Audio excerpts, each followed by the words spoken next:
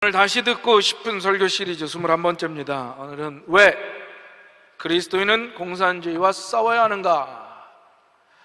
공산주의와 기독교의 차이점, 다른 점, 이런 부분으로 말씀을 드리려고 합니다. 독일의 히틀러가 유대인들을 수용소에 가두고 학살을 했습니다. 그때 빅터 프랭클이 그런 심리학자가 같이 체포되었어요. 그는 수용소에 있는 사람들을 잘 관찰을 했습니다. 대부분이 살아남기 위해서 수단과 방법을 가리지 않았죠. 조금이라도 더 먹으려고 다른 사람의 음식을 빼앗거나 조금이라도 편한 잠자리를 얻으려고 약한 사람들을 막 밀쳐내고 독일 간수들에게 잘 보이려고 비굴하게 굽신거리기도 했습니다. 그러다가 많은 사람들이 좌절하고 절망을 하게 되었습니다. 그런데 그 죽음의 수용소에서도 이 신념을 지킨 두 그룹의 사람들이 있었어요. 낙심하지 않고 또 고통스러운 상황 가운데서도 희망을 가졌습니다. 자신들의 신념을 굽히지 않고 오히려 주변 사람들에게 자신의 신념을 전파하기도 했죠. 그들은 정말 강한 자들이었습니다. 죽음의 수용소에서도 지켜낼 만큼 그들의 신념 또한 강했습니다. 이 빅터 프랭클은 이렇게 예언을 했어요. 앞으로 세상은 가장 강력한 두 세력의 대결이 될 것이다. 그 두 세력, 과연 그들은 누구였을까요? 한 그룹은 그리스도인, 또 한 그룹은 공산주의자들이었습니다. 빅터 프랭클의 예언대로 2차 대전 이후의 세계는 기독교와 공산주의가 치열하게 대결했던 전쟁이었습니다. 그러나 아직도 그 대결은 끝나지 않았습니다. 한국 땅에서도 끝나지 않았습니다. 이 대결의 승패에 따라서 이 나라의 운명이 결정이 됩니다.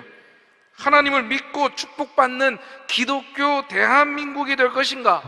심판받고 무너질 공산주의 대한민국이 될 것인가?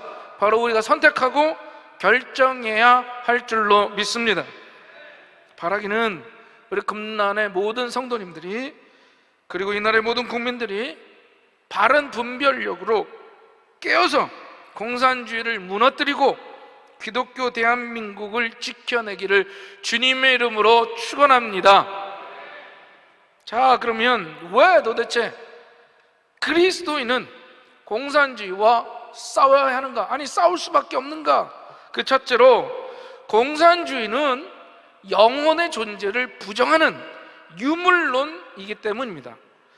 공산주의는 영혼의 가치를 인정하지 않아요. 영혼의 가치를 인정하지 않으니 정신적인 가치도 인정하지 않습니다.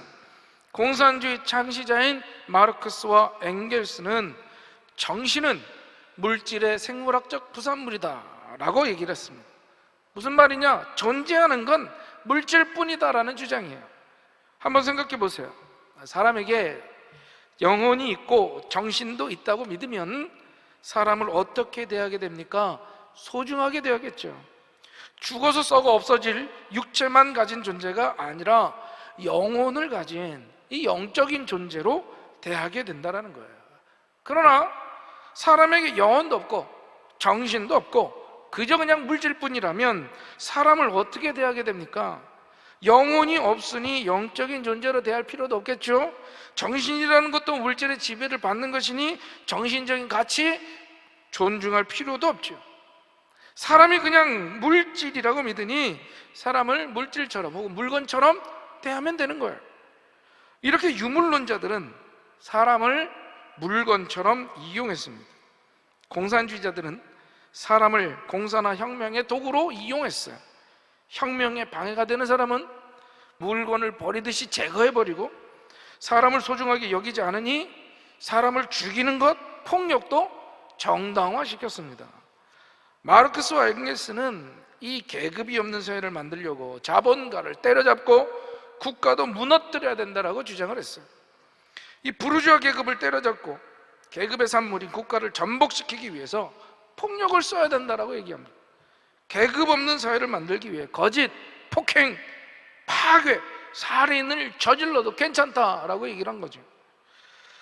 자, 그래서 이렇게 주장을 하는 공산주의자들이 권력을 잡은 나라마다 인민재판이 벌어져 피해 숙청이 일어나 그 피가 강물을 이루었습니다. 그 예로 스탈린은 혁명투쟁을 핑계로 무려 4,500만이나 되는 사람을 죽였어요. 앞으로는 혁명을 이야기했지만 실제로 그들은 권력을 잡기 위해서 그 많은 사람들을 죽였다는 거죠. 중국에서 굶어 죽은 사람과 맞아 죽은 사람들을 합치면 무려 6,400만 명이 남았습니다. 그러나 우리 기독교의 인간과는 공산주의와는 이게 정반대인 거죠. 기독교인들은 사람이 하나님의 형상대로 창조되었다고 믿습니다. 사람에게 영혼이 있다고 믿어요. 이 영적인 존재인 사람은 하나님과 교제할 수가 있고 하나님께 예배드릴 수가 있는 거죠. 그래서 성경은 한 영혼이 온 천하보다 귀하다라고 말하고 있습니다. 한 사람의 영혼의 가치가 온 천하의 물질 세계보다 귀중하다라고 하는 말씀인 거죠. 그래서 이 기독교가 들어가는 나라마다 사람을 소중하게 여기고 생명을 존중하게 되었습니다. 자, 사람을 존중하는 기독교에서는 폭력을 금지하죠. 유대교 지도자들이 군인을 보내서 이제 예수님을 체포했습니다. 그때 베드로가 칼을 뽑아서 휘둘리죠. 대제사장의 종인 말고라는 사람의 귀를 쳐서 떨어뜨립니다. 바로 그때 예수님이 어떻게 하셨습니까? 말고의 귀를 고쳐주셨어요. 그리고 말씀하셨습니다. 오늘 본문 말씀 마태복음 26장 25절 함께 한번 읽어봅시다. 시작. 내 칼을 도로 칼집에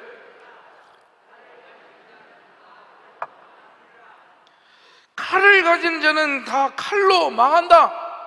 칼로 일어선 자도 다 칼로 망한다. 여러분, 이건 인류 역사가 증명하고 있는 진리라는 거죠. 수많은 사람을 죽일 만큼 강력한 칼을 자랑했던 그 권력자들은 모두 멸망하고 말았습니다. 계속해서 마태복음 26장 53절 다 같이 시작. 너는 내가 내 아버지께 구하여 지금 12군단 더 되는 천사를 보내시게 할 수 없는 줄로 생각하느냐. 예수님은 얼마든지 무력을 쓰실 수가 있었어요. 12군단도 더 되는 천사를 동원할 수 있었다는 거죠. 여러분, 이 군단이라고 하는 큰 부대가 12개나 있다고 하면 얼마나 어마어마한 병력이겠어요. 그런데 그것도 사람이 아니라 천사들의 군단이에요. 그건 엄청난 위력이겠죠.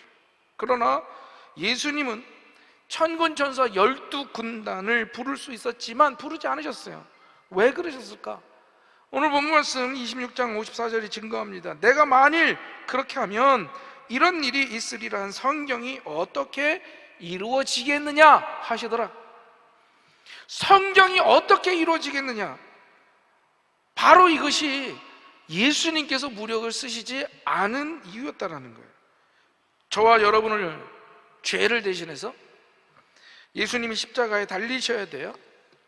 그것이 바로 성경의 예언이었고 하나님의 뜻이었습니다. 바로 예수님은 이 하나님의 뜻을 이루시기 위하여 무력을 동원하지 않고 고난의 십자가를 그냥 지고 마셨다는 거죠. 사랑하는 성도 여러분, 기독교와 공산주의는 정반대의 길을 보여주고 있어요. 공산주의는 사람은 물질에 불과하다라고 얘기해요. 혁명을 위해서 이용해도 되고 죽여도 된다라고 얘기를 해요. 그러나 기독교는 어떻습니까? 사람이 온 천하보다 귀하다는 거죠. 그처럼 귀중한 사람을 살리시기 위해서 예수님이 십자가를 지고 죽으셨다라고 말하고 있습니다. 공산주의 길을 따라가면 사람을 미워해도 되고 증오해도 되고 타도해도 돼요. 내 마음에 안 드는 사람, 나보다 더 가져서 시기나게 하는 사람, 나보다 잘나서 질투나게 하는 사람, 진실을 이야기하는 사람, 그런 사람들을 다 적폐로 몰아서 제거해도 된다는 거예요. 반대로 기독교의 길을 따라가면 사람을 미워하고 증오하고 타도해서는 안 되죠. 나에게 힘이 있다고 해서 사람들을 마음대로 해서도 되는 게 아닙니다. 힘이 있으신 예수님께서 힘을 쓰지 않으시고 오히려 죄인들을 대신해서 십자가를 지셨어요. 바로 그 예수님을 따라서 우리가 희생하고 용서하고 섬겨야 하는 줄로 믿습니다. 살다 보면 정말 미운 사람 있죠. 싫은 사람도 있습니다. 그래도 예수님을 따라서 십자가를 지는 마음으로 사람을 사랑하며 살아야 할 줄로 믿습니다. 바라기는 우리 사랑의 기독교 신앙으로 증오의 공산주의를 이겨내는 우리 금난의 모든 성도님들이 되기를 주님의 이름으로 축원합니다. 주님의 이름으로 축원합니다. 두 번째로, 왜 그리스도인은 이 공산주의와 싸울 수밖에 없느냐? 공산주의와 함께 갈 수 없느냐? 왜? 바로 공산주의는 하나님의 존재를 부인하는 무신론이기 때문이에요. 어떤 분들은 이런 설교를 하면 이게 정치적 설교라고 얘기하는데 그게 아닙니다. 공산주의는 하나님을 부인하는 무신론이에요. 무신론. 그런데 우리가 어떻게 같이 갈 수 있습니까? 성경은 하나님이 인간을 창조하셨다라고 얘기를 하죠. 그러나 마르크스는 이 말을 정면으로 뒤집습니다. 하나님이 사람을 만드신 것이 아니라 사람이 하나님을 만들었다는 거예요. 그래서 마르크스는 신이라는 존재는 필요 때문에 고안된 정신적 허구다라고 주장을 합니다. 이 말은 곧 신은 없다라는 뜻이에요. 신은 실제가 아니라 허구라는 뜻입니다. 사람이 정신으로 만들어낸 그저 허구일 뿐이라는 거예요. 왜 사람이 신을 만들었느냐? 필요하기 때문에. 신이라는 존재가 있어서 나를 위로해주고 나와 함께 해주고 나를 도와주기는 그런 것을 바라는 마음으로 있지도 않는 그 신이라는 존재를 상상해서 만들었다라고 하는 게 마르크스의 주장입니다. 사람이 신을 만들었고 종교도 만들었다는 거죠. 그 종교를 만든 목적은 고통스러운 현실을 잊기 위해서라는 거예요. 먹고 살기 힘든 세상이잖아요. 괴롭고 외로운 인생길이잖아요. 바로 그런 현실을 잊기 위한 도피처로 종교를 만들었다라고 하는 게 이 마르크스의 주장이에요. 그래서 마르크스가 아주 유명한 말을 남겼습니다. 종교는 인민의 아편이다. 사람들이 현실의 고통을 잊기 위해서 종교라고 하는 아편, 이런 마약에 빠져든다라고 하는 말이에요. 자, 이 종교에 대해서 마르크스가 한 말들에 대해 제가 잠깐 소개를 드릴게요. 종교는 인간의 노예 상태의 사슬들을 장식해서 속이는 가상적인 꽃들이다. 종교는 죽음 이후의 행복이라는 꽃무리 들게 해서 사람으로 하여금 어리석게 고통을 감수하게 만든다. 그러나 언젠가는 사회적 분쟁과 관찰의 조명에 의해 이 꽃이 가짜임이 드러난다. 종교는 공산주의 혁명의 걸림돌이고 원수이기에 말살해야 한다. 나는 모든 신을 혐오한다는 고백은 천상천하의 모든 신들에 대항하는 철학의 고백이며 그 슬로건이다. 자, 마르크스가 이렇게 모든 종교에 대해서 부정을 했어요. 그런데 그 중에서도 가장 철저하게 증오한 대상이 바로 기독교였습니다. 기독교 때문에 이 공산주의 혁명이 안 된다고 믿었어요. 보통 이 공산주의를 가리켜서 마르크스 레닌주의라고 얘기를 해요. 공산주의 창시자, 그 이론가가 바로 마르크스고 그 이론을 현실에 적용해서 공산화에 성공한 혁명가가 레닌이기 때문이죠. 자, 그래서 이 마르크스의 종교론이 레닌에게도 그대로 이어져요. 레닌은 이렇게 주장을 했습니다. 현대 종교는 노동계급에 대한 사회적 억압에 그 뿌리를 두고 있다. 종교는 하늘의 보상이라는 소망으로 위안을 주면서 겸양과 인내를 가르친다. 종교는 인민의 아편이다. 노예들의 참된 인간상과 인간적 생활에 대한 욕구를 망각하게 하는 일종의 정신적 마취제이다. 자, 공산주의 세상을 만들기 위해서는 막 폭력을 쓰고 걸기하고 막 일어나야 되는데 폭력을 써서 반대자들을 죽이고 막 국가를 무너뜨려야 되는 거죠. 그런데 혁명이 이렇게 앞장서야 될 사람들이 기독교를 믿으면 마치 마취 죄에 맞은 것처럼 된다는 거예요. 때려 부수지도 않고 죽이지도 않는다는 거죠.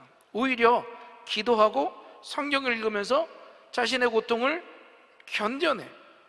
고통에 폭력으로, 자기가 고통받는 거에 폭력으로 막 대항해서 세상을 파괴하고 막 살인을 저지르고 그래야 되는데, 고통에 신앙으로 반응해서 참고 인내한다는 거죠. 그래서 공산주의자들은 집요하게 기독교를 증오하고 박해를 했어요. 교회를 막 때려 부수고 성경책을 불태우고 기독교인들을 죽였습니다. 여러분, 공산주의자들이 죽인 기독교인의 숫자가 무려 1억 명이 넘어. 1억 명이. 자, 그러면 이 공산주의자들이 부수고 또 부숴서 공산주의 국가에는 교회가 없을까요? 태우고 또 태워서 성경이 다 사라졌을까요? 죽이고 또 죽여서 공산주의 사회에서는 기독교인이 멸종했을까요? 그렇지 않죠. 부수고 또 부쉈지만 교회는 지하교회로 살아남았습니다. 태우고 또 태웠지만 성경은 사람들이 손으로 쓴 글자를 통해서 전해졌어요. 죽이고 또 죽였지만 순교자의 피에서 부흥의 씨앗이 피어나게 된 줄로 믿습니다.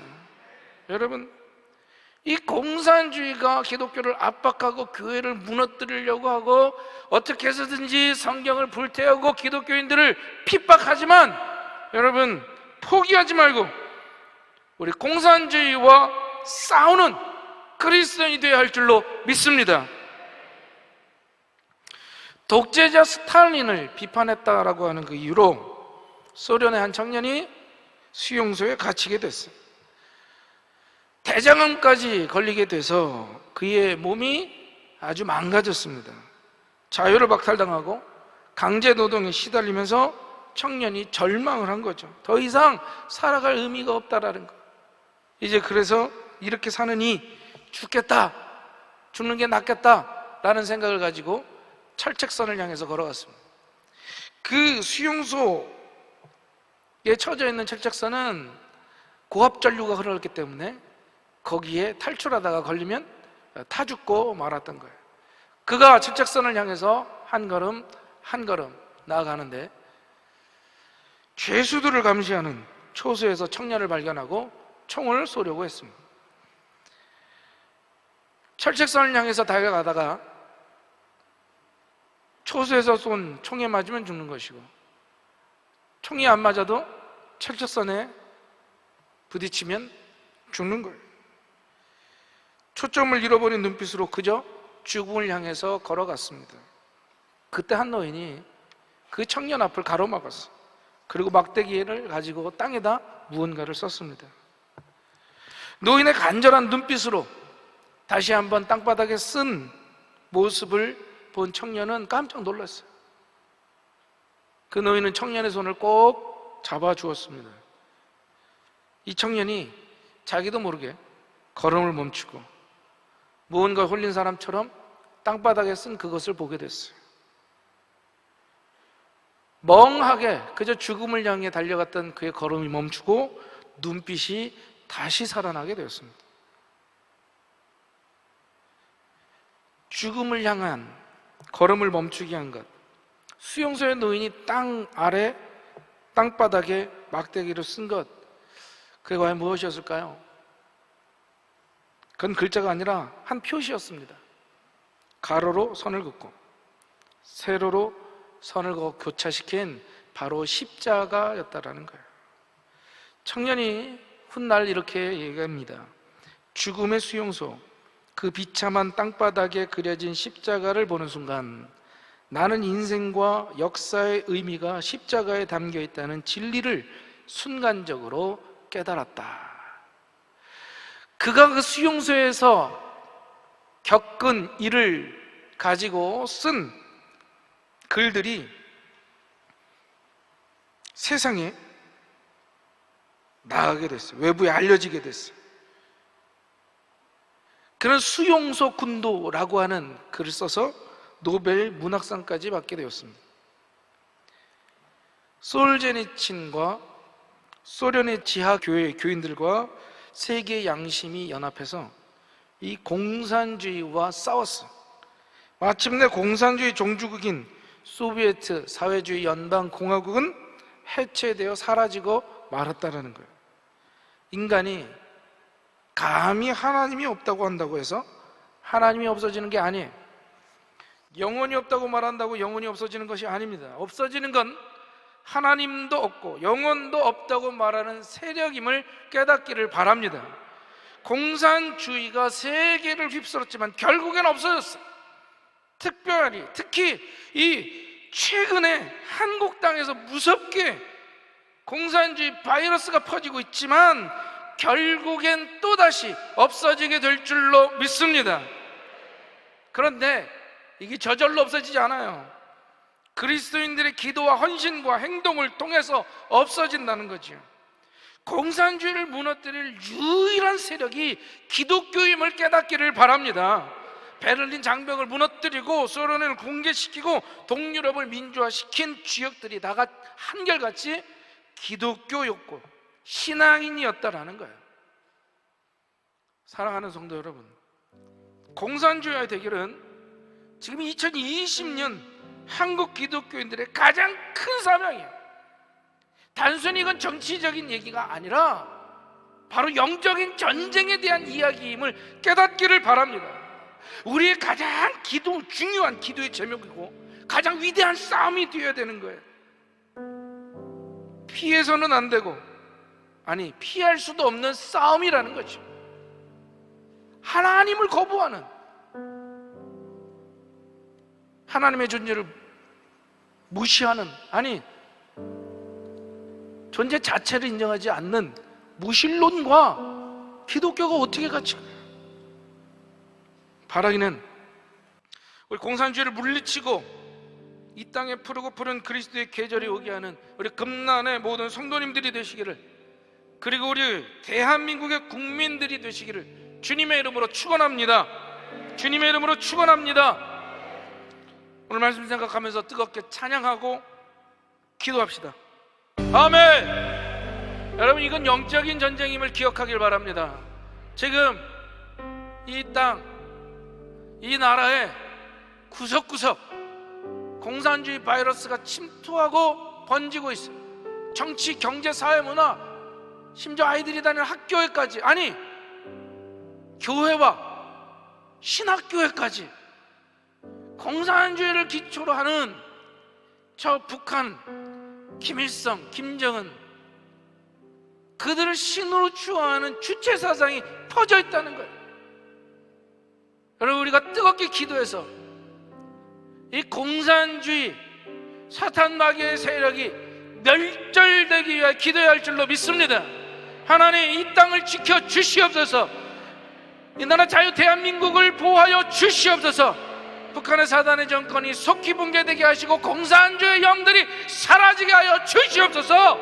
우리 시간 주여 한번 부르시고 뜨겁게 기도합시다.